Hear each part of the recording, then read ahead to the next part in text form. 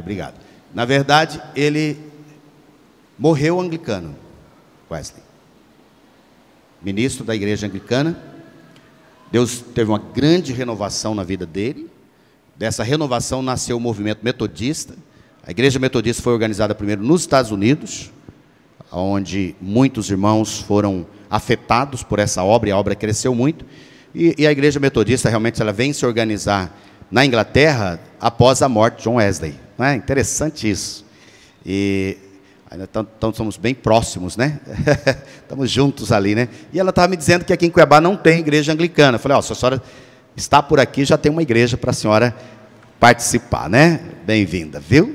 E uma alegria poder receber os demais irmãos aqui conosco, não é? Nós vamos meditar na palavra do Senhor. Nós tivemos alguns problemas. Primeiro foi a conferência, tomou muito nossos meninos.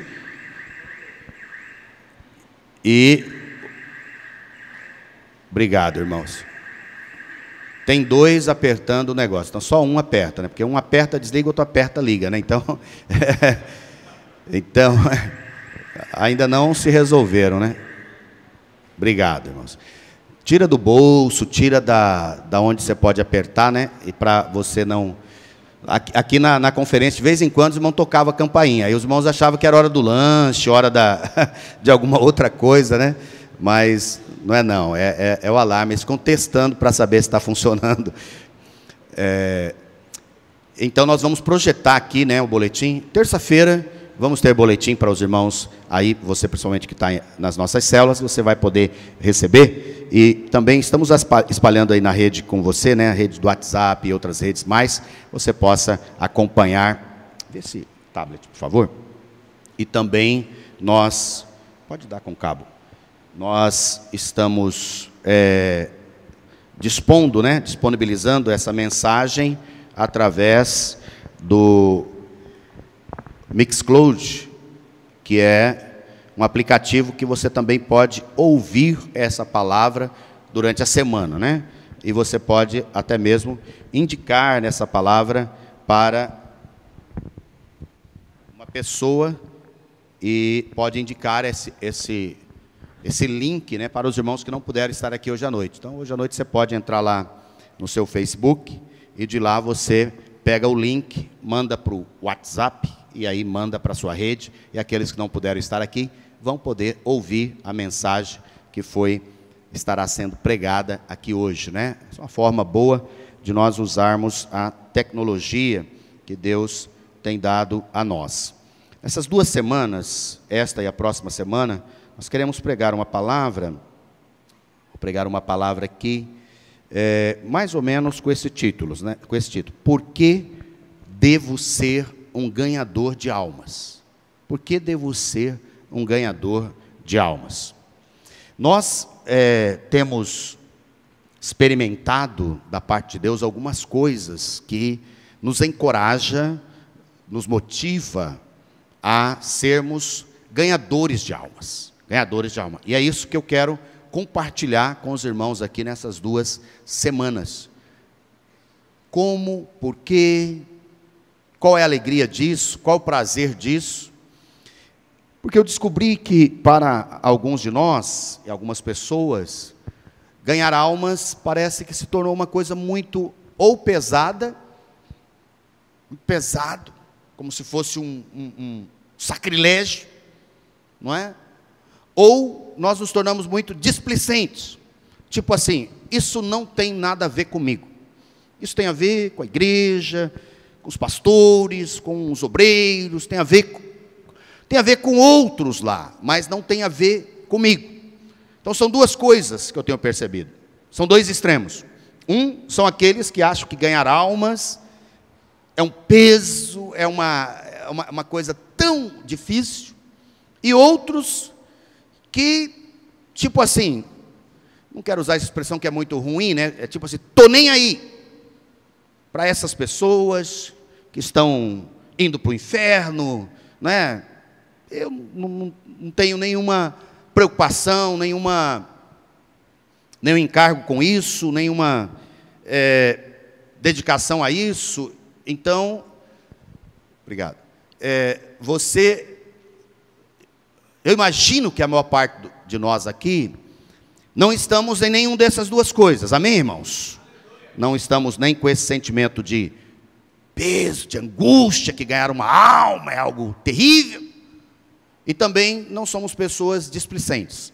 Nós somos pessoas que, de uma determinada forma e de diversas maneiras, entendemos o valor de sermos ganhadores de almas, amém, irmãos? E nós vamos procurar pela palavra de Deus entender essas coisas. E hoje nós vamos falar algumas delas, pelo menos umas 4 ou 5 dessas características de um ganhador de alma. E a expressão ganhador de almas pode parecer um pouco estranha no primeiro momento, mas se você parar para pensar, verá que ela tem sentido. Veja que esta expressão foi usada por Jesus Cristo quando disse que adianta o homem ganhar o mundo inteiro e perder a sua alma. Que adianta o homem ganhar o mundo inteiro e perder a sua alma? Ou seja, a maior parte das pessoas nesse mundo, elas estão perdidas. São almas perdidas. Quando nós ganhamos essas almas, significa que elas foram encontradas, elas foram achadas, elas foram recuperadas, restauradas ao propósito original de Deus para a vida do homem, o propósito eterno de Deus para o homem, que o pecado, desviou o homem desse propósito. Então, o salvar uma vida é trazer esse homem, essa mulher, de volta ao propósito de Deus, o propósito eterno de Deus, que é constituir o reino dele, é constituir um reino de reis e sacerdotes, que vão caminhar não só nessa vida, mas para toda a eternidade. Então, essa expressão, ser um ganhador de almas, ela é muito própria, ela é muito especial. Nós devemos nos atentar para ela, E se você ainda não é, desejar nessa noite, pedir ao Senhor, pedir ao Espírito Santo, que torne você, nós, ganhadores de alma, para a glória do Senhor Jesus. Primeira coisa que eu coloquei aqui, porque devo ser um ganhador de almas, é porque Jesus foi um ganhador de almas. Jesus, ele tinha como centro da sua vida, como propósito principal da sua vida, a sua alma, a minha alma, a alma de todo mundo. Porque Deus amou o mundo de tal maneira, que deu o seu Filho unigênito. Ele não deu o Filho dele só por você e por mim. Ele deu o Filho dele pelo mundo inteiro. Então, Deus quer a salvação das almas, e Jesus, ele vem como esse ganhador de almas. E o texto que eu separei aqui, Lucas 19:10, ele fala assim: porque o Filho do Homem veio buscar e salvar o perdido. Jesus, ele veio para buscar. Buscar é alguém que vai atrás, é ou não é? Alguém que vai. Uma ilustração bem simples. Você chegou nessa cidade, você quer morar nessa cidade, você não tem casa nessa cidade. O que você vai fazer? Você vai buscar uma casa, é ou não é? Você vai atrás de uma casa, você vai procurar os meios para isso. Você pode ir numa imobiliária, é ou não é? Você pode entrar nos anúncios, antigamente era no jornal, impresso, tinha aqueles anúncios para você encontrar casa. Ainda tem essas coisas no jornal? Acho que ainda tem. Mas hoje você entra onde? Na internet, é ou não é? E virtualmente, você vai fazer a pesquisa nas imobiliárias virtuais, e você vai procurar a casa. Aí depois que você achou aquele anúncio que te interessa, o que você vai fazer? Você vai lá fazer uma visita, é ou não é? Você vai lá buscar. A palavra do Senhor está dizendo que o Filho do Homem, Jesus, ele veio buscar. Então ele está buscando. Ele veio buscar. Ele nasceu ali na Galileia, ele nasceu ali. Ele viveu na Galileia, ele nasceu ali na Judéia, em Belém, e ele vive naquela região, e ali ele está buscando as pessoas que estavam perdidas. Então ele veio buscar e salvar as pessoas que estavam perdidas. Eu gosto muito desse outro texto também de Marcos 1, 38 e 39, que diz assim: Jesus, porém, lhes disse: vamos a outros lugares, às povoações vizinhas, a fim de que eu pregue também ali. Eu faço o que, irmãos? Eu faço o que, irmãos? Eu pregue também ali, pois para isso eu vim. Ele veio para quê? Ele veio para pregar a salvação. Ele veio para salvar. Ele veio para buscar e salvar aquele que estava perdido. Então, ele foi por toda a Galileia, pregando nas sinagogas deles e expelindo os demônios. Quem era Jesus? Um ganhador de almas. Era ou não era? Ele fazia tudo para ganhar as almas. Ele fazia coisas que muitas vezes nós não temos ainda feito como poderíamos fazer. Ele alimentava as pessoas quando estava com fome. As pessoas estavam andando com ele, não tinha condição de comer, estavam envolvidas lá na pregação e tal, passava da hora, passava do dia de comer. Aí o que ele fazia? Servia comida para aquelas pessoas, ou não é? As pessoas estavam doentes, ele curava. Ele curava para que as pessoas entendessem que o reino de Deus havia chegado. Está lembrando esses dias, né, dos 10 leprosos, né? Jesus cura quantos dos leprosos? 10. E a Bíblia diz que um voltou, né, lá para agradecer. Que por acaso era o samaritano, né? O Bispo Hildo pregou aqui sobre isso, né? Sobre os samaritanos na Bíblia. Às vezes nós estamos querendo salvar o que já está encontrado, não é? A gente quer salvar aquele que não quer ser salvo. Nós precisamos orar para Deus nos levar àqueles que querem ser salvos. E como que eles aparecem? Eles aparecem no meio da necessidade, no meio da multidão, no meio do povo, no meio, né, da enfermidade, no meio da doença, no meio da necessidade. É assim que Cristo fazia. Mas Jesus, ele tinha esse coração. Então ele veio com esse propósito de salvar o mundo, né? E ele veio para manifestar a salvação aos pecadores. Foi a única coisa que ele fez. E isso é parte da profecia de Isaías 53:11. Ele verá o fruto do penoso trabalho de sua alma e ficará satisfeito. O meu servo, o justo, com o seu conhecimento, justificará a muitos. Aleluias. O que é justificar? Justificar é tornar justo. Tornar justo. Uma expressão que a gente tem aprendido cada vez mais a usar, né? Qual que é essa expressão? A expressão de que eu sou justo. A Bíblia diz assim, que o justo viverá pela fé. O justo é quem? É quem foi justificado. O justo é aquele que Jesus já pagou a conta, já pagou o preço por ele, e agora ele é justo. E o justo vive pela fé. Você sabe por que muitos de nós não conseguimos viver pela fé? Vivemos na luta da ansiedade, do esforço próprio e tudo mais? É porque nós ainda não recebemos e não confiamos que já fomos justificados. Quem já foi justificado é justo, e quem é justo vive pela fé. Vive pela fé. Por quê? Porque aquele que pagou, ele pode ou não pode continuar pagando? Pode ou não pode?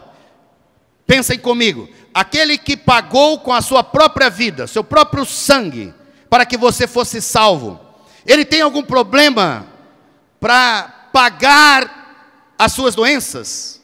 Ele tem algum problema para pagar as nossas contas? Que você e eu ficamos tão ansiosos com elas todo dia, toda semana, todo tempo. Ele tem alguma dificuldade para isso, irmãos? De jeito nenhum. Quem foi justificado na sua principal necessidade, que era o quê?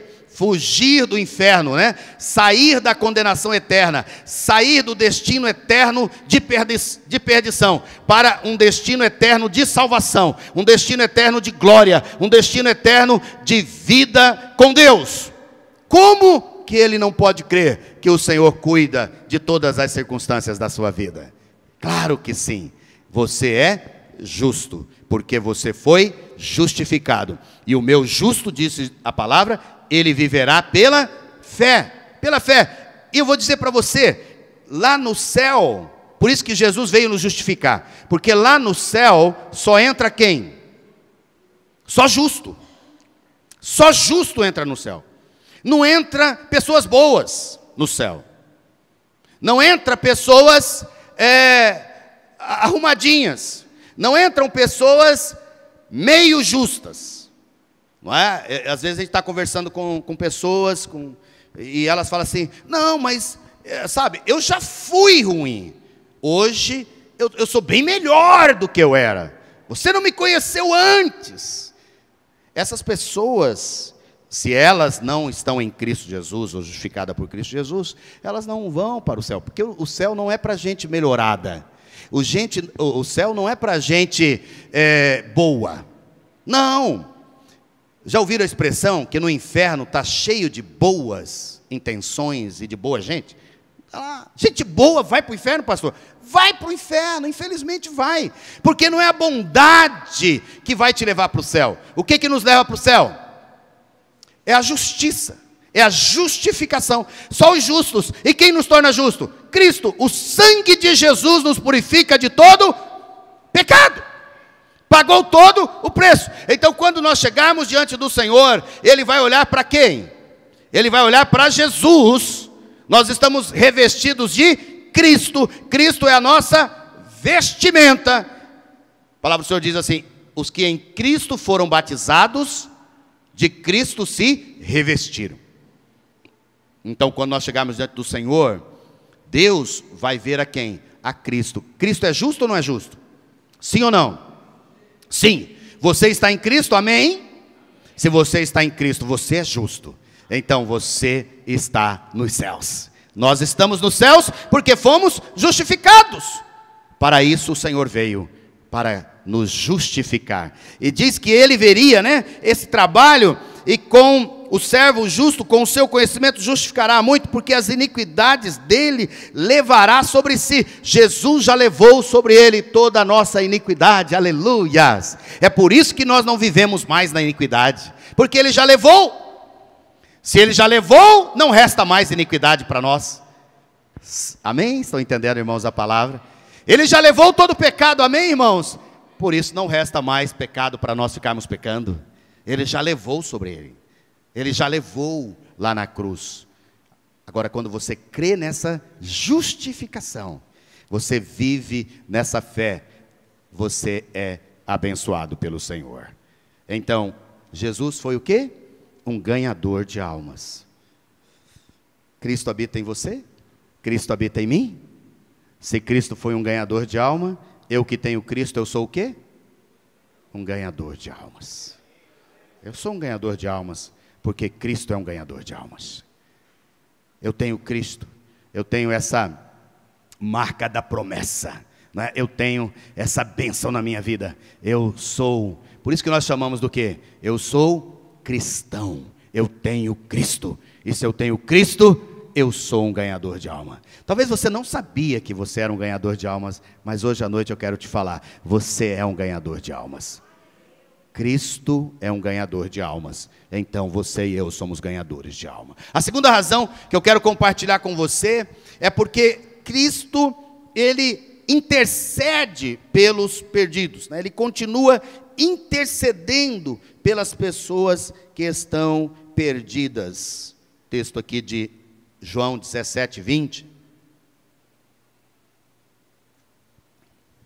Ele diz assim: não rogo somente por estes, mas também por aqueles que vierem a crer em mim, por intermédio da sua palavra. Ele está orando, ele está intercedendo ao Pai pelos seus discípulos, e ele está ali naquela intercessão, lembrando de cada um dos discípulos, Mas ele, num determinado momento, Jesus, ele para nessa oração de João 17, e ele fala assim, olha, eu já peço ao Senhor, eu já intercedo por aqueles que no futuro vierem a crer em mim.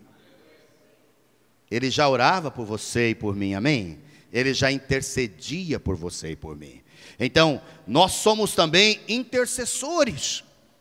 Intercessor é aquele que se coloca, né, entre um e o outro. Então, Cristo, ele está se colocando entre eu e Deus. Não sei se vocês já lembram daquela mensagem, ouviram, nós usávamos elas muito nos nossos encontros com Deus, né? Não tenho acompanhado mais os encontros agora. Nós tínhamos uma mensagem inicial que era João 3,16. Não sei se os irmãos se lembram de uma cruz, né? O homem perdido, tinha um caminho para a morte, tinha um caminho para a vida, né? E aí a cruz se levantava e ela era o quê? A ponte, não é? Ela era a ligação entre aquele que estava perdido com a vida eterna. Jesus Cristo, ele é o intercessor, ele coloca entre nós e Deus, ele é essa ponte para Deus. Agora, eu quero te dizer uma coisa, meu querido, minha querida. Você também é uma ponte para as pessoas irem a Deus. Não tem como. Não tem como. Não tem como. As pessoas só vão a Deus através de Cristo. Cristo está em quem? Em mim, em nós. Não é? Então as pessoas só vão a Deus através de quem? Através de nós. Através de nós. Nós somos. Eu não quero que você leve ao extremo isso que eu estou falando, porque você pode cair numa heresia, né? Qual que é a heresia? Dos mediadores, né? Tipo assim, eu sou um mediador entre Deus e os homens. Não, só tem um mediador. Esse mediador é Cristo, Cristo. Mas só tem uma forma das pessoas conhecerem a Cristo, é através da minha vida e da sua vida e da pregação da palavra de Cristo que está dentro de mim. Não tem outra forma, irmãos, não tem outra forma, não tem outra forma. As pessoas estão buscando, o tempo todo elas estão buscando através do quê? Não é? Através das religiões falsas, através da nova era, através do misticismo, através de tantas formas elas estão tentando chegar aonde? Chegar a Deus, mas elas não conseguem chegar a Deus. Por que que não conseguem? Porque Jesus é o caminho. Jesus é o caminho. Jesus é o que, irmãos? O caminho. Então não tem outro caminho. O caminho passa por Jesus. E nós temos Jesus. Nós somos os do caminho. Diga para o irmão do seu lado, você é do caminho. Você é o do caminho, não é? Você já trilhou esse caminho. Você já sabe a estrada. O que é dar testemunho? O que é falar de Jesus? É você falar do caminho que você está nele. É ou não é? O caminho que você entrou um dia. Qual foi o dia que você entrou? O dia que você entregou a sua vida a Cristo. E como que você entregou a sua vida a Cristo? Porque alguém pregou, é ou não é? Ah não, pastor, eu me converti assim, eu estava sozinho lendo a Bíblia e aí eu me converti, glória a Deus. Mas teve alguém que traduziu essa Bíblia para você. Teve alguém que imprimiu essa Bíblia para você. Teve alguém que emprestou, deu, comprou, presenteou essa Bíblia para você. Teve alguém, teve um homem, teve uma pessoa para que essa Bíblia chegasse a você. Estão me entendendo, irmãos? Essa Bíblia não se materializou do céu em português lá para você ler. Deus usou uma pessoa para que essa Bíblia chegasse a você. Ou seja, Deus chega às pessoas através de nós. Nós somos os intercessores. Nós devemos orar, nós devemos pedir, nós devemos clamar pelas pessoas. Começar pelas nossas famílias, pelos nossos irmãos, pelos nossos amigos, não é? Pelos nossos colegas do trabalho, colegas da rua, colegas da escola, pessoas que nós vamos conhecendo, pessoas do nosso condomínio, pessoas que nós temos relacionamento com elas. E é engraçado porque Jesus orava pelas pessoas que ele tinha relacionamento, sim ou não? Ele orava pelos discípulos, mas ele também orava pelas pessoas que ele ainda não tinha relacionamentos. Ele fala, eu oro por aqueles que ainda crerão em mim. Ele nem sabia quem era. Você pode orar pelas pessoas que Deus tem para você, sem você nem saber quem é elas. E daqui mais alguns dias, você vai ministrar nessas vidas. Você vai falar a elas. E elas se tornarão discípulos de Jesus como você, não é? E você vai ser usado por Deus para quê? Para ensinar, para discipular, para conduzir, não é? Para ajudar essa pessoa a permanecer na fé em Cristo, a permanecer abundante na fé, para que essa pessoa também se torne mais um intercessor, mais alguém que se coloca entre o perdido e Deus, entre o que está longe e Deus, que quer essa pessoa perto. O exemplo que eu dou aqui é o exemplo de Ana, né? Ana é uma mulher assim que me inspira muito, essa mulher.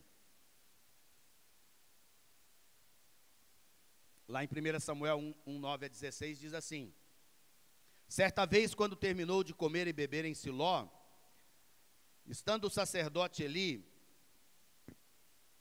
sentado numa cadeira junto à entrada do santuário do Senhor, Ana se levantou e com a alma amargurada chorou muito e orou ao Senhor e fez um voto dizendo: ó Senhor dos exércitos, se tu deres atenção à humilhação de tua serva, se lembrares de mim e não te esqueceres de tua serva, mas lhe deres um filho, então eu o dedicarei ao Senhor por todos os dias de sua vida. E o seu cabelo, a sua barba nunca serão cortados. Ele será nazireu, né? Ele será consagrado ao Senhor. E ela está ali clamando, e ela continuava a orar diante do Senhor. Eli observa a sua boca, como Ana orava silenciosamente, seus lábios se mexiam, mas não se ouvia a sua voz. Então Eli pensou que ela estivesse embriagada, e lhe disse: até quando você continuará embriagada? Abandone o vinho. Ana respondeu: não se trata disso, meu Senhor. Sou uma mulher muito angustiada, não bebi vinho, nem bebida fermentada, eu estava derramando a minha alma diante do Senhor. Então não julgues a tua serva uma mulher vadia, eu estou orando aqui até agora por causa de minha grande angústia e tristeza. Ana estava ali intercedendo. Por quê? Porque ela queria um filho, ela queria gerar uma vida. Nós somos intercessores pelas vidas. Nós devemos clamar ao Senhor para que o Senhor nos torne esses geradores de vida. E eu vou dizer para você duas coisas aqui. A primeira coisa é que quando você ora, Deus atende. Atende ou não atende? No versículo de número 17, Eli respondeu: vai em paz, e que o Deus de Israel lhe conceda o que você pediu. Não é? E ela foi, e daí 9 meses ela estava ganhando a criança para a glória do Senhor. É maravilhoso quando você pede e você intercede. A segunda coisa, a alegria dos filhos, a alegria daqueles que são gerados em Deus. Samuel foi um dos homens mais preciosos que nós temos na Bíblia. É chamado a geração de Samuel. Samuel gerou toda um povo de Deus diferente. Ele falou, ele ministrou. Às vezes, querido, ouça o que eu vou dizer aqui. Às vezes, a grande obra não é você e eu que iremos fazer. A grande obra é um filho gerado no Senhor que vai fazer. Você vai se alegrar de ver. Você vai se alegrar de ver aquela pessoa que você investiu a sua vida, que você gerou, que você intercedeu, que você orou por ela, agora salva e fazendo uma grande obra para o Senhor. Você vai se alegrar com isso, você vai glorificar a Deus por isso. Imagina Ana depois, né, vendo o filho crescendo, avançando, e ela foi lá e consagrou, não é? E eu fico imaginando Samuel. Samuel é uma figura muito, muito especial, né? Porque ele era nazireu, então ele nunca teve o seu cabelo e a sua barba cortados, não é? Como que você imagina Samuel? Às vezes a gente lê os textos bíblicos e passa por cima, né? Você já viu gente que nunca corta cabelo e nunca faz a barba? E aí ele vai envelhecendo, né? Aí a gente fala assim, parece um guru, né? A barba assim, vai descendo, aquele cabelo vai descendo. Naquela época, lembrando de Sansão, né, que foi juiz antes de termos os profetas, ele fazia trança, dependendo da quantidade de cabelo. Não sei se Samuel tinha tranças, né? Tem uns irmãos hoje na igreja que usam trança. Aqui no nosso meio não tem nenhum trançado, né? Mas já teve, não lembro. Vamos ganhar uns trançados. Então você não tenha preconceito com o irmão que está com trança. Samuel tinha trança, possivelmente. Eu não sei se ele fazia trança, né? Mas Sansão, a Bíblia diz que fazia quantas tranças em Sansão? Quem é bom de memória? 7 tranças, né? O número da perfeição. Imagina Sansão jogando as tranças para um lado, jogando para o outro, né? Ele era meio vaidoso assim, Sansão era meio vaidoso, né? E tal, e com aquela trançona. Samuel possivelmente não era vaidoso, é um homem muito consagrado ao Senhor, né? Mas não sei como que era aquele cabelão, não sei se ele usava, como chama? Xuxinha, né? Se usava piranha, né? Não sei como que ele pedia, se ele fazia chapinha. A chapinha ele não fazia, porque não tinha na época, né? Mas, brincadeira à parte, irmãos, aquele homem era uma pessoa assim, um pouco diferente do normal, mas era um homem de Deus que marcou aquela geração. Mas por que ele marcou a geração? Porque uma mãe intercedeu e clamou para ter um filho espiritual. Esse filho, mamãe, papai que está aqui, pode ser o seu filho e a sua filha, gerado no seu ventre. Você pode orar, abençoar e profetizar sobre a vida dele, amém? Mães e pais, profetize sobre os seus filhos, profetize sobre os seus filhos. Mas a maior parte dos filhos que nós temos em Cristo Jesus são os filhos espirituais. São aqueles que nós oramos e Deus vai nos dando. E ao Senhor nos dar esses filhos, nós vamos vendo essa geração acontecer. Então, Jesus, ele intercede pelos perdidos de alma. Eu sou um ganhador de alma, porque eu sou um intercessor pelas pessoas perdidas. E terceira coisa, é porque eu era perdido e fui encontrado. Aleluia! Irmão, só esse aqui já era um motivo poderoso, é ou não é? Nós estávamos lá naquela miséria, Nós estávamos lá sem esperança. É que nós temos a memória muito curta, é ou não é, irmãos? Memória muito curta. Como a gente esquece rápido da vida desgraçada, miserável, angustiada, deprimida que a gente vivia lá, não é? Talvez o Fabiano lembra bem, né, Fabiano? Procura lembrar, sabe por que ele lembra? Porque ele está numa casa de recuperação, toda semana chega um lá parecido o que ele era antes. Aí ele lembra do que é essa miséria. Não podemos esquecer. Para não passar de novo e para ter misericórdia do que estão passando, não é? Ter misericórdia. A gente é tão abençoado, a verdade é essa, a gente é tão, Deus nos dá tanta bênção, que a gente quer esquecer o passado. Não é errado esquecer o passado. Eu preguei aqui, né, um tempo atrás, falei assim, eu preguei que não é para você esquecer, não. Eu falei para você desistir do seu passado, né? Mas em que sentido? Desistir dele é tentar resolvê-lo. O passado você não resolve mais, não é? Você for ficar embrenhado no passado, você perde o presente e o futuro, não é? Você tem que desistir dele, mas você deve lembrar dele, no sentido de quê? De você lembrar dele, saber que milhares de pessoas ao nosso redor estão vivendo naquela miséria que nós vivíamos lá no nosso passado. Mas o Senhor um dia nos salvou, usou alguém pregou, alguém intercedeu, alguém, né, ministrou na nossa vida. E Paulo aqui, escrevendo a Timóteo, ele fala assim, ó, fiel é a palavra e digna de toda aceitação, que Cristo Jesus veio ao mundo para salvar os pecadores, dos quais eu sou o principal. Eu sou o principal. Eu gosto dessa frase, irmãos, porque Paulo reconhece realmente a posição que nós éramos, não é? Eu sou o principal. Eu era este principal. Eu era este que estava no mundo pecador. Eu era este que é o alvo da graça de Deus. Mas, por essa mesma razão, me foi concedida misericórdia, para que em mim o principal, para que em mim o pecador principal evidenciasse Jesus Cristo, sua completa longanimidade, e servisse eu de modelo a quantos hão de crer nele para a vida eterna. Oh, aleluia! Aleluia! Aleluias! Nós éramos esses pecadores principais. Mas a misericórdia, a bondade, a longanimidade, a graça de Deus atuou na nossa vida. Atuou, nos salvou, nos tirou dessa vida derrotada, miserável. Nos trouxe para a sua maravilhosa luz.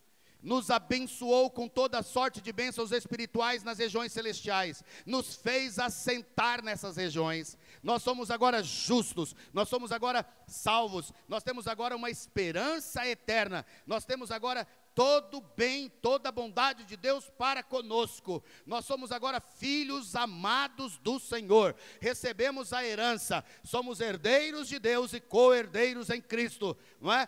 Quantas promessas que o Senhor tem para nós, e tem cumprido nas nossas vidas, e Paulo diz que tudo isso aconteceu, para que eu servisse de modelo, eu servisse de modelo, eu servisse de modelo, eu servisse de modelo. Nós estamos modelando aqueles que estão próximos a nós, nós estamos modelando este mundo,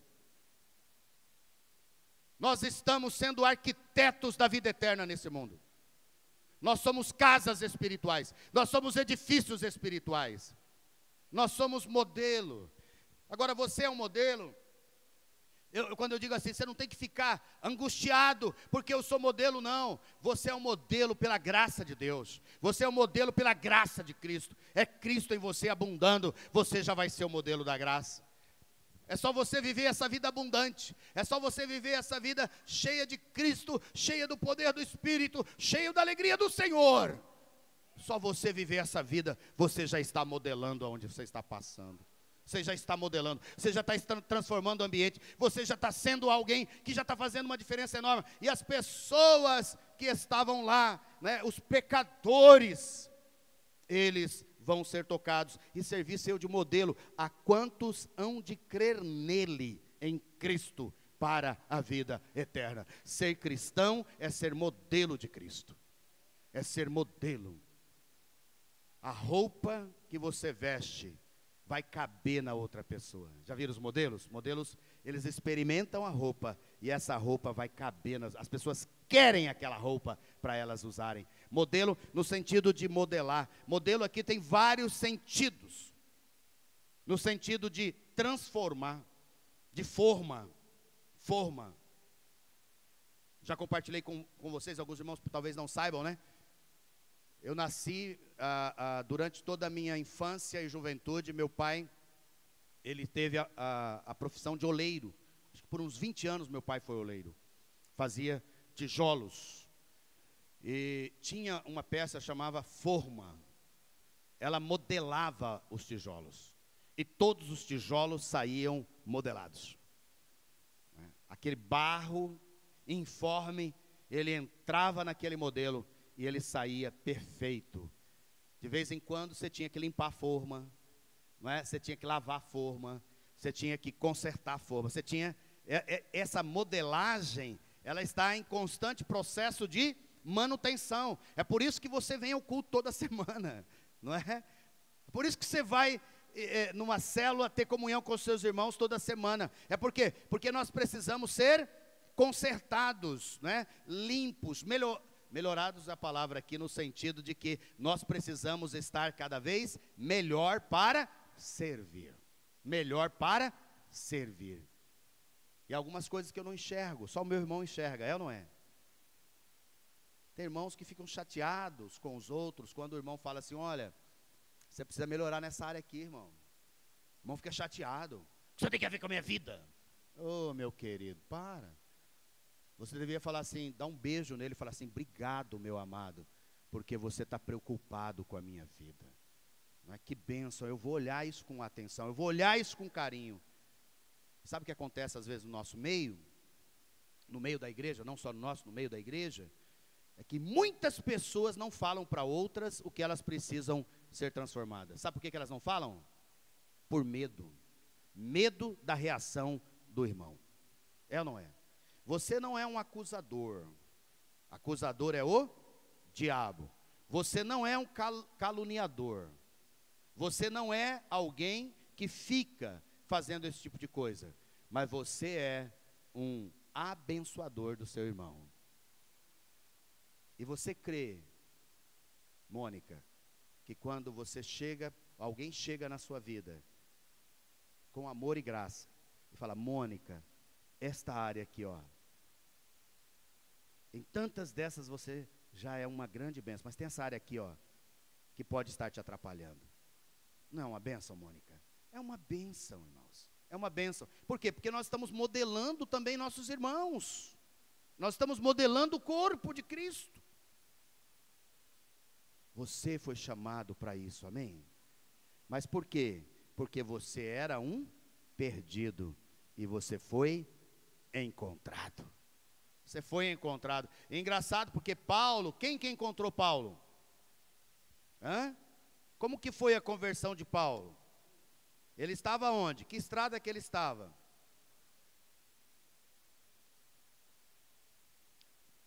Ele estava indo de Jerusalém para Damasco, para a região norte. Quem que aparece para ele? O próprio Cristo, o próprio Jesus. Ele tem uma experiência de conversão com o próprio Cristo. Só que em vez de ele ver, ele ficou o quê? Ficou cego. Olha só, uma experiência com Cristo que cega. Por que Jesus fez isso? Para ele usar o corpo. Ele chega em Damasco e Jesus vai a um dos discípulos dele. Deus vai a um dos discípulos de Cristo chamado Ananias. E fala: você vai à casa tal, endereço tal, lá você vai encontrar Saulo. Ele está naquela casa e ele está cego. Você vai orar por ele para que ele venha ter vista. Estão me entendendo, sim ou não? Ele teve um encontro com Cristo, mas Deus precisou de um discípulo, carne e osso, como você e eu, para modelar a vida de Saulo. Para modelar a vida de Saulo. Ananias foi, e diz a palavra que ele ficou 2 anos naquela cidade, sendo discipulado, sendo treinado, sendo cuidado, aprendendo com os discípulos de Jesus, com aqueles que andaram com Cristo Jesus antes dele. Depois ele vai para Jerusalém, sendo modelado. Depois ele volta para a sua cidade, Tarso, e quando Barnabé, que tinha cuidado dele em Jerusalém por um tempo, é enviado para Antioquia, ele vai atrás de Saulo, traz Saulo, e ele é transformado em Paulo. E agora Barnabé investe anos e anos discipulando a Paulo. E aí Deus os envia e Paulo vai se tornar esse grande apóstolo, grande homem de Deus. Mas quem modelou a Paulo? Os discípulos de Jesus. Barnabé, Ananias e não sei quantos outros que passaram pela vida dele. O que eu quero dizer para você, querido, que nós éramos perdidos e fomos encontrados. Esse é o motivo de nós irmos atrás dos perdidos. Penúltima coisa que eu quero compartilhar com você é porque o Senhor me enche do seu espírito para isto. Para isto. O pastor Cristo aqui na nossa conferência trouxe uma palavra preciosa. Eu fui muito edificado com essa palavra. Palavra que diz que a graça do Senhor não se tornou vã. 1 Coríntios 15, né? A graça do Senhor não se tornou vã.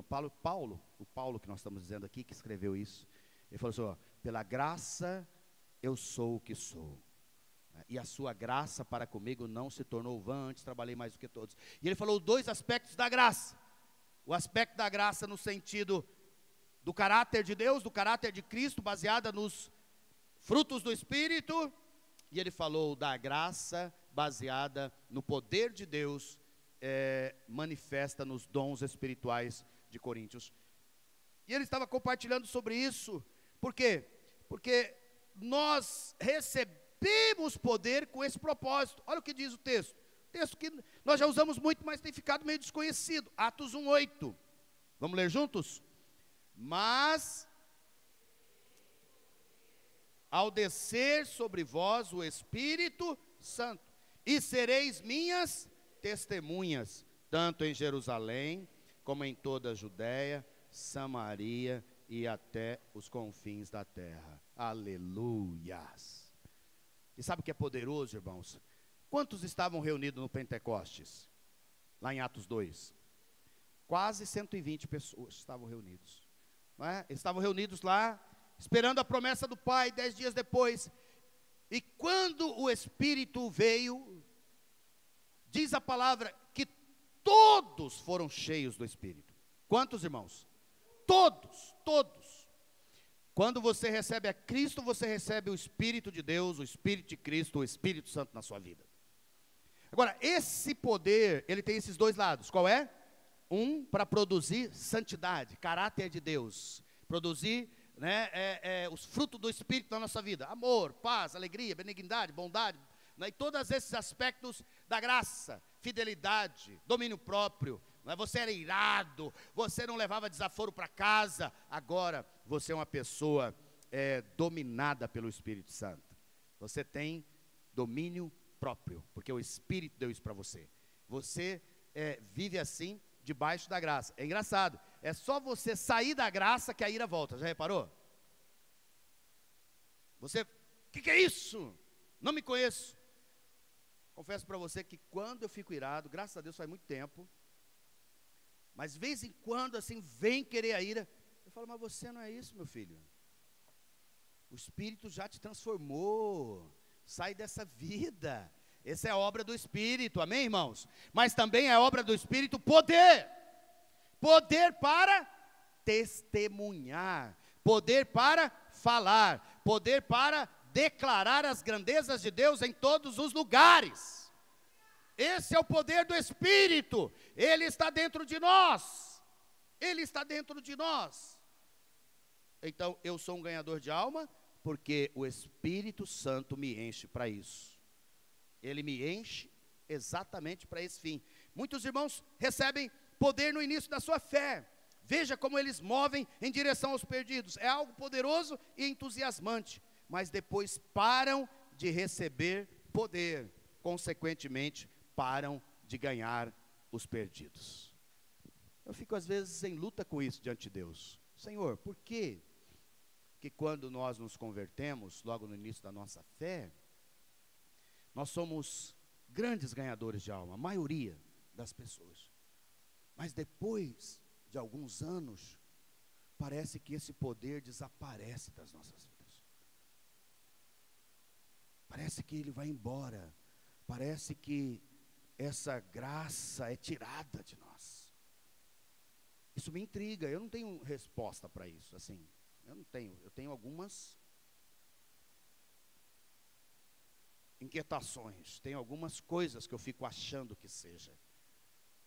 Mas eu imagino, é porque nós perdemos o entendimento que o Espírito de Deus está em nós. Nós paramos de desfrutar do Espírito. Nós paramos de desfrutar da vida de Deus. Nós nos esquecemos do que éramos. Nós logo nos esquecemos de onde estávamos. E aí nós não nos preocupamos mais com as pessoas. Nos atarefamos com tantas coisas e esquecemos da vida de testemunho. Criamos uma agenda, né, muito complicada. E essa agenda não tem espaço para o testemunho. Tem tantas coisas que podem entrar. Mas eu quero dizer para você, o poder de Deus está dentro de você. Ele está. Porque Deus está em você, o Espírito está em você, não é? Mas o poder de Deus e a obra do Espírito, ela é como uma força, né? Então vamos tomar como exemplo essa luz que está nos iluminando, essa energia que está fazendo funcionar as máquinas de ar-condicionado, elas estão gerando, né, poder aqui, sim ou não? É esse poder que está iluminando, que está gerando todas essas coisas. O som aqui, ó, depende de energia, não é? Então essa energia está movimentando tudo isso aqui. Agora, basta o quê? Basta ir ali cortar um fio.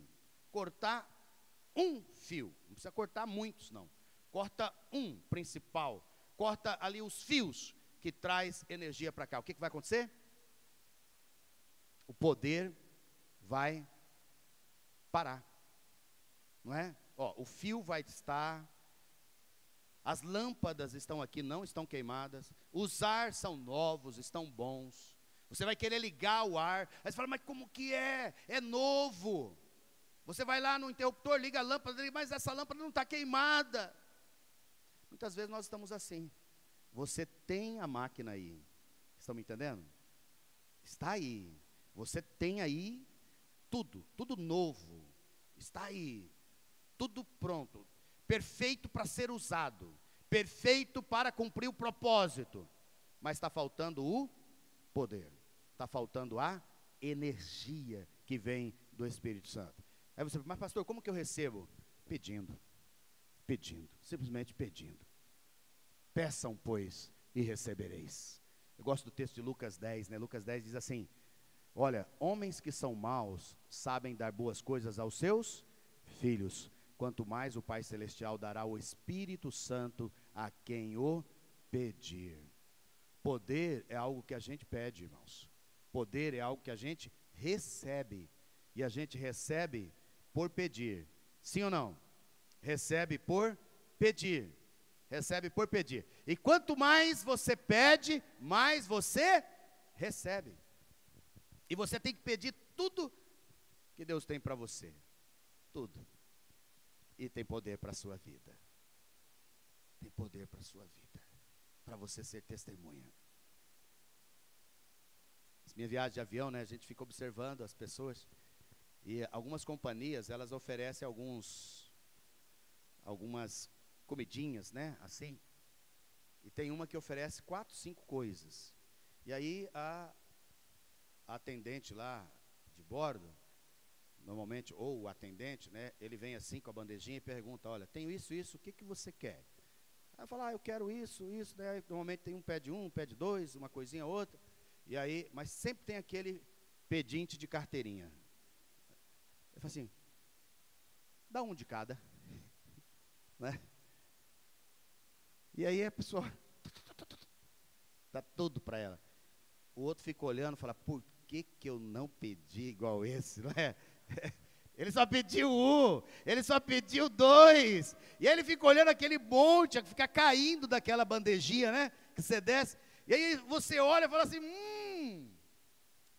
sabe por quê que aquele fica olhando? É porque ele tem vergonha de pedir. Muitas vezes nós temos vergonha de pedir. Outra coisa, tem pessoas que não pedem porque acham que não merecem. Porque não merece. É ou não é? Não sabia que podia pegar todos. Ele só achava que podia pegar 1 ou 2. Então, quando você acha que só tem 1 ou 2, você só vai pedir 1 ou 2, é ou não é? Mas aquele que acha que pode ter tudo, ele vai falar, manda 1 de cada. Aí desce aquela pacotaiada. Aí outro ficou olhando, né? Falou, já passou. Né? Perdeu. O que eu quero dizer para você, querido, Deus tem poder para a sua vida, amém? Mas não é só um poder para você ficar falando em línguas, ainda que falar em línguas, orar em línguas, seja uma das coisas maravilhosas que tem na vida.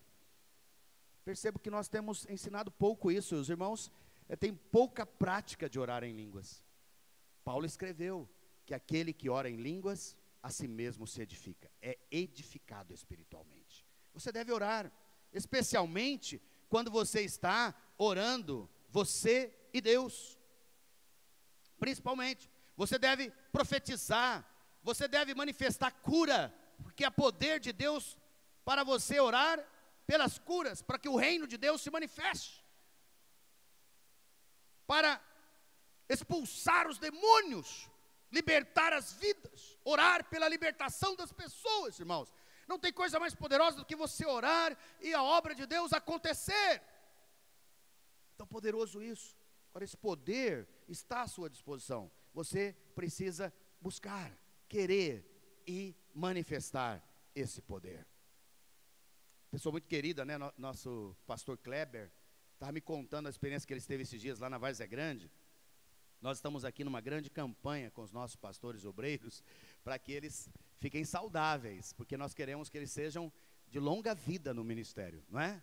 Todos meninos novos e alguns com muito peso, muito sobrepeso, alguns obesos, e nós estamos trabalhando. E o pastor Kleber está lá na pegada dele, né? Então ele está fazendo caminhada à tarde e tal, indo, né? E se esforçando. E aí disse que o pastor estava lá caminhando, né? E aí eu estou passando lá num bairro novo, uma Coab nova lá na Várzea Grande, e aí quando ele está passando lá, tinha um casal que teve um encontro com Deus, eles tinham mudado para lá, ainda não eram membros, mas estavam lá, e falaram, pastor, o senhor está passando por aqui, chega aqui e tal. Aí a esposa falou assim, olha, eu tô muito mal, estou com dor, não me lembro qual que era o problema dela. Aí ela falou assim, o senhor não pode orar? E aí ele ficou assim, desde que ele olhou para ele, de bermuda, tal, né, pastor, fazendo ali uma caminhada. Aí fica meio constrangido, né, porque eu lembro um tempo atrás, que acho que foi num acampamento, algum lugar que eu estava, alguns anos atrás, a pessoa chegou, olhou para mim assim, e falou assim, olha a canela do pastor, né, como se eu não tivesse canela, né, porque os irmãos nunca vê a gente sem uma calça, né, nunca vê a gente de bermuda. Aí ele ficou olhando assim, né, falou, olha a canela do pastor. Eu falei, meu Deus do céu, né, eu sou um descanelado e não sabia. E aí o pastor ficou olhando, né, ali de bermuda, para a canela dele, né, será que eu oro? Aí ele falou assim, aí cheguei, pastor, fui orar. Aí eu orei pela irmã, aquela nova convertida, estava chegando na igreja, e ela foi curada. E enquanto eu estava orando ali, assim, era na entrada da casa, aí uma vizinha de lá viu, aí veio, aí outro veio, e ele falou, de repente tinha umas 10 pessoas, e eu ministrando para aquelas 10 pessoas, ali na calçada, na área da casa. E aí ele falou, aí sabe, né, pastor, eu falei assim, ó, pessoal, é que eu estava caminhando, né, eu sou pastor, mas estava de bermuda, e ele tentando, né, cheio de culpa, de condenação, porque pastor é assim, né, ou coisa para ficar condenado. E aí, e os irmãos não estavam nem aí, os irmãos queriam oração, queria cura, queria manifestação do reino na vida deles, graça, né, e ele... Mas graças a Deus que ele não se prendeu a isso, ele manifestou a graça de Deus ali. Olha que coisa tremenda, irmão, poder de Deus na vida. Ele está caminhando, imagina, caminhando, pensando na vida e tal, né, refletindo, queimando as calorias para ficar bom, pensando no bife mais tarde. E aí aparece um enfermo do lado, aparece um enfermo ali. Aí ele para a caminhada e vai ministrar para o enfermo. E aí pessoas vêm, e as pessoas falam para ele assim, o senhor não pode vir todo dia aqui para falar dessa palavra e orar por nós? Entendeu? Aí ele falou assim, ó, todo dia não dá, mas uma vez por semana eu venho. E aí abriu uma célula lá, uma casa de paz, está lá ministrando naquela casa para a glória do Senhor. O que é isso, irmãos? Isso é poder.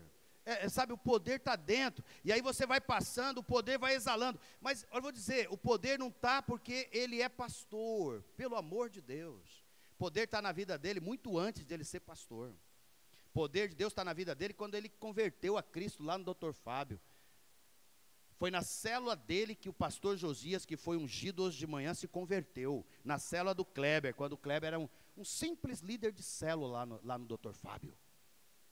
Esse simples líder de célula já tinha poder na vida dele para manifestar o evangelho. E como fruto da pregação e da vida e da palavra dele, hoje pela manhã foi ungido mais um pastor para a glória do Senhor Jesus. Um pastor que pastoreia mais de 200 pessoas lá no Dr. Fábio, que é o Josias. Então ele tem poder, não é porque ele tem um título ou porque ele tem alguma coisa. Longe de nós fugimos dos títulos. Fugimos dos títulos.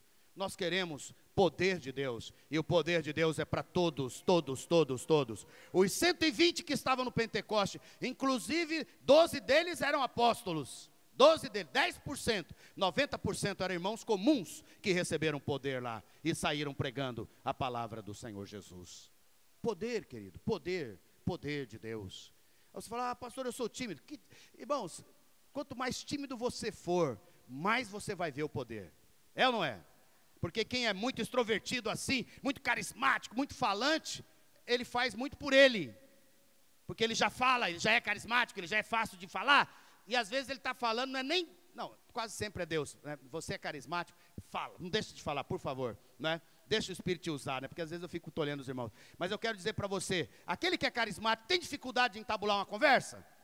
Não é? Ele chega no ponto de ônibus assim, e aí ele já está conversando com todo mundo. É tão bom, eu sei que é precioso isso, mas você é tímido, você é tímida, aí que você vai ver o poder de Deus, é ou não é? Porque quando você vê que você começou a falar, e as pessoas deram atenção, e as pessoas agora estão te ouvindo, e você orou, e elas pararam para você orar. Aí você fala, meu Deus, eu sou tímido, e olha o que eu estou fazendo. Aí você vai ver o poder de Deus na sua vida. É ou não é? Quanto mais inadequado, quanto mais incapaz, quanto mais despreparado você se sente, mais o poder de Deus vai ser manifestado e revelado na sua vida. É verdade. É verdade, por isso que nós cremos nesse sacerdócio dos crentes. É por isso que nós aqui liberamos os irmãos para liderar, para pregar durante a semana nas casas e nos encontros com Deus e nas nossas casas de paz e em todos os lugares. Por quê? Porque nós cremos que o poder de Deus está em você. Está em você. E quem faz a obra é o Espírito Santo de Deus na sua vida. E por último, para a gente terminar, porque nós temos o que poucos têm. Nós temos o que poucos têm. A palavra do Senhor diz, João 1,16, porque todos nós temos recebido da sua plenitude e graça sobre graça. 1 João 4,10, nisso consiste o amor, não em que nós tenhamos amado a Deus, mas em que Ele nos amou e enviou o seu Filho como propiciação pelos nossos pecados.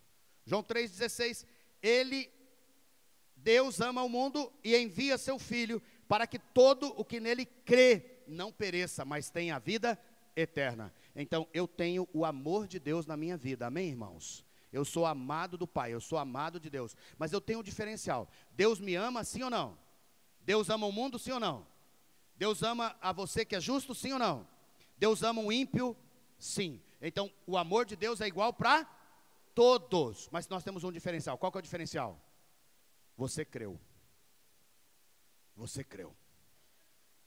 Para que todo aquele que nele crê. Olha, Deus amou o mundo todo, mas aquele que nele crê. Você ouviu uma palavra de fé.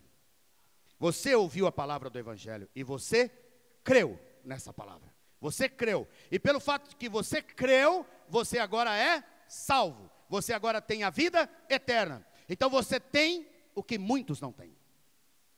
E por que não tem? Porque não ouviram. Ou não ouviram da forma adequada. Ou não ouviram da maneira que precisavam ouvir. Ou ouviram num tempo que estavam endurecidos e longe. Precisam ouvir de novo num tempo que eles estão quebrantados e necessitados. Mas você tem algo, eu tenho algo, que as pessoas normalmente não têm. A esperança da vida eterna. A paz, irmãos, a paz que Cristo nos dá, ela é preciosa demais. Preciosa demais. Oh, meu Deus do céu. Você saber, né, que você pode dormir em paz. Que o Senhor te ama, cuida de você, porque você creu nele e entregou a sua vida para ele. Você viaja seguro nessas estradas inseguras, porque você crê no Senhor. E você viaja feliz e alegre, guardado no Senhor. Não é? Eu viajo bastante e nos últimos anos viajo muito de avião. Não sei quantas vezes, mas às vezes tem ano que eu viajo 15, 18 vezes. Na semana mesmo viajo, quarta-feira. Vou estar em São Paulo com as igrejas que tenho dado mentoria lá. Pastor Rodrigo que estava aqui volto na sexta. É um voo para lá, um voo para cá. Não é? Estou normal, entro ali no avião, não é? Sento ali, em paz. Aí eu vejo pessoa, né? Benze o corpo 3, 4 vezes, fica segurando o terço e tal, e fica angustiado, aí fica tenso, e fica nervoso. Aí eu fico olhando, falo, oh, Jesus, falta segurança, falta paz, falta.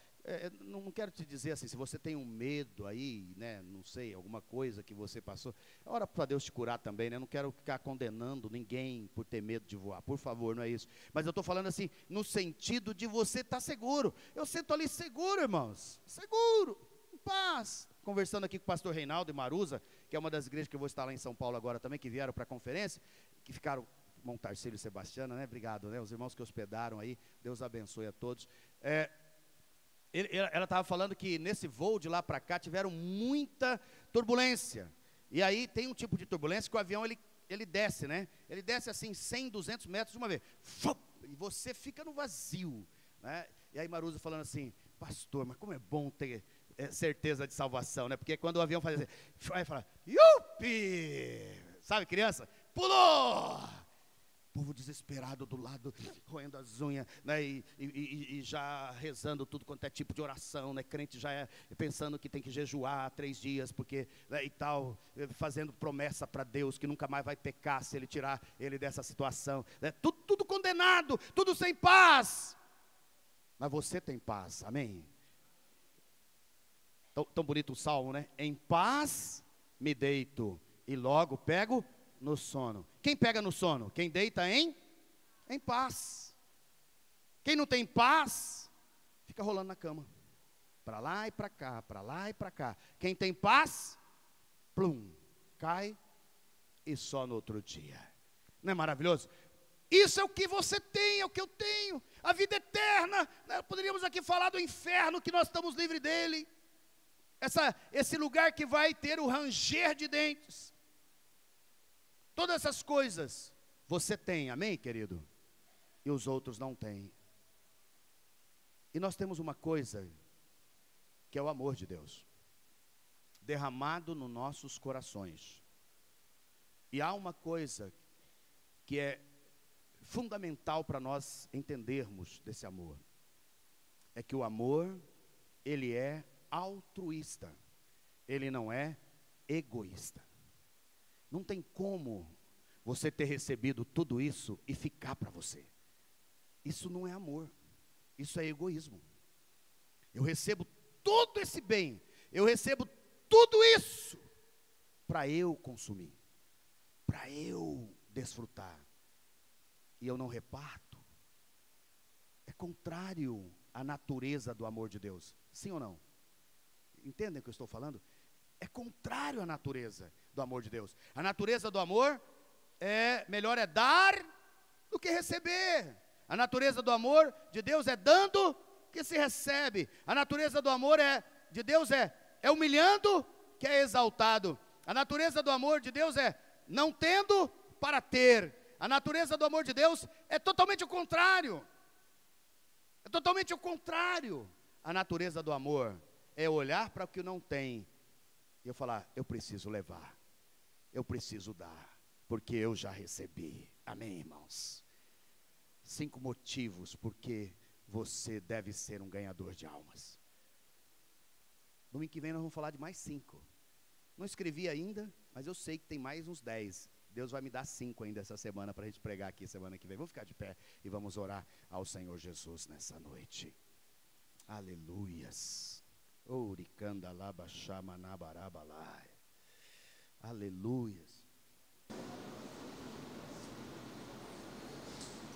Se prepare para ser um ganhador de almas. Oh, aleluias. Você que já foi, você que já teve esse encargo, renova nessa noite em nome de Jesus. Você que nunca teve, peça ao Senhor hoje para Ele te dar. Para Ele te dar desse amor, dessa graça, desse poder, dessa unção sobre a sua vida. Feche seus olhos agora, nós vamos orar. E nessa oração, nós queremos te abençoar.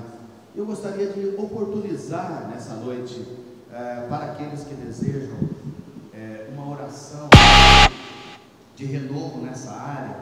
Se você quiser chegar aqui à frente, nós, obreiros, pastores, queremos te abraçar e queremos orar com você nessa noite. Você que entende que essas duas coisas, ou ganhar alma se tornou algo muito penoso, difícil, você nem